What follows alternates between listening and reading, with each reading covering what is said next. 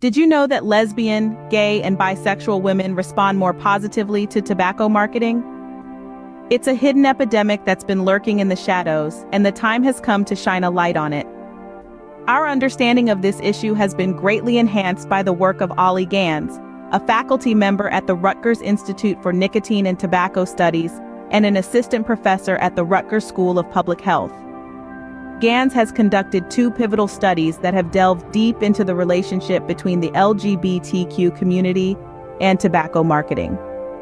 The studies, which were published in the Annals of LGBTQ Public and Population Health and Preventive Medicine Reports, aim to unravel how sections of the LGBTQ community, particularly women, respond to tobacco marketing, their habits surrounding tobacco use, and their history with attempts to quit.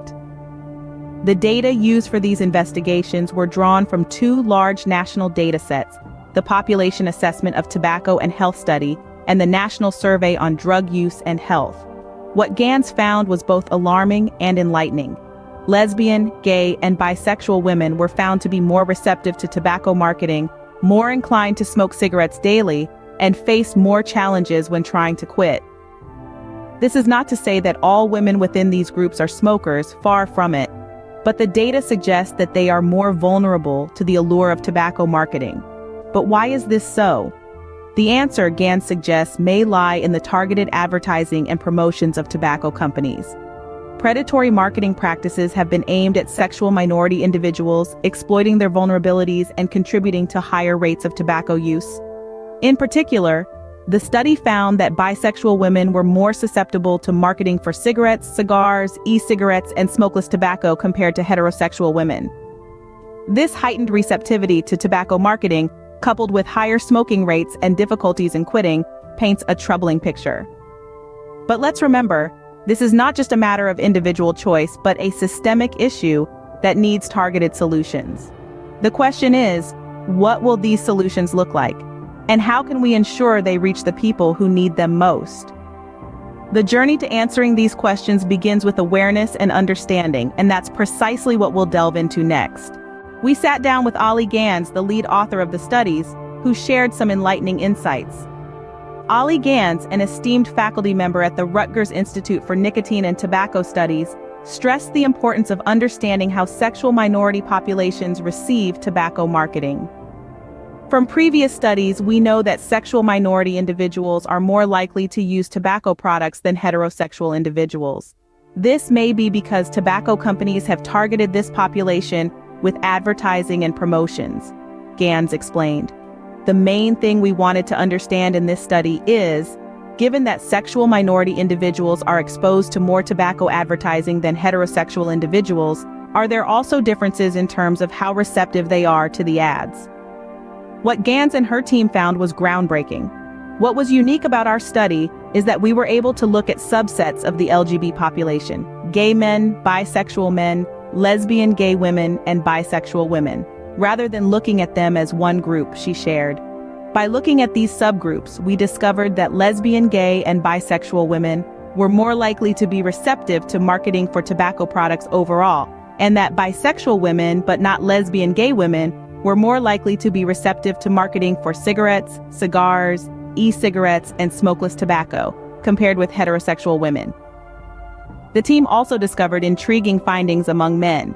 Gans noted, among men, we discovered that gay men, but not bisexual men, were more likely to be receptive to cigar advertising compared with heterosexual men.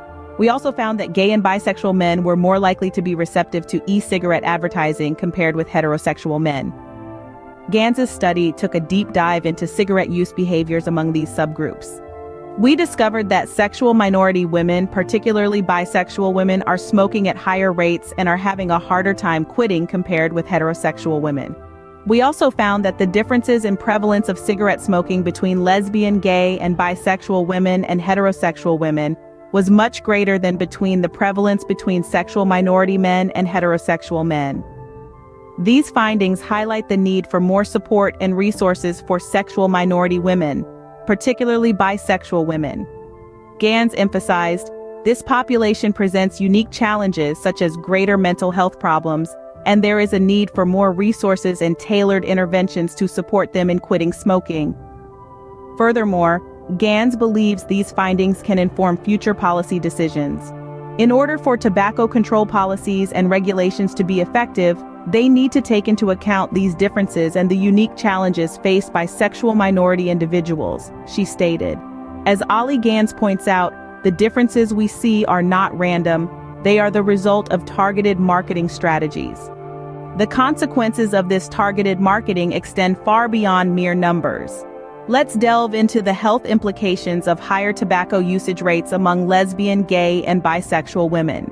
The stark reality is that these communities are not just smoking more, but they are also having a much harder time kicking the habit.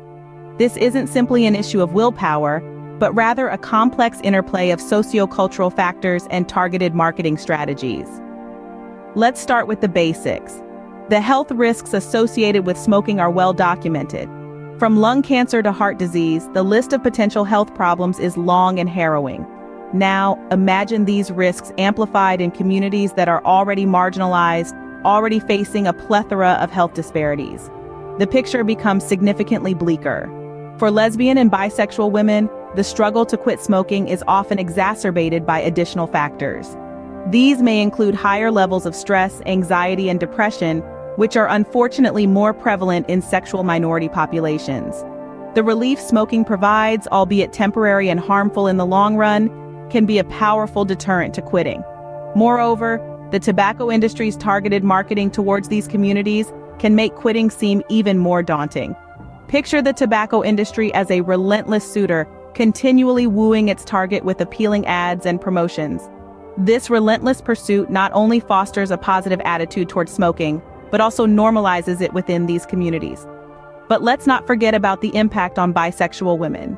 They are particularly vulnerable, with research showing they are more receptive to marketing for a wide range of tobacco products. This heightened receptivity, coupled with the unique challenges they face, such as increased mental health issues, creates a perfect storm, making it even harder for them to quit smoking. What we're looking at here isn't just a health concern. It's a glaring health inequality that disproportionately affects sexual minority women. This is a group that is already marginalized, already fighting against the odds, and now they're being systematically targeted and exploited by the tobacco industry. This is a health crisis in the making, one that disproportionately affects sexual minority women. But there's hope. We can all play a role in changing this narrative. The studies we've discussed today shine a light on an often overlooked issue. Lesbian, gay, and bisexual women, particularly those who identify as bisexual, are more susceptible to tobacco marketing and more inclined to smoke cigarettes daily. These are not just statistics, they're a call to action. The need for targeted interventions and policies to support these women in quitting smoking is clear.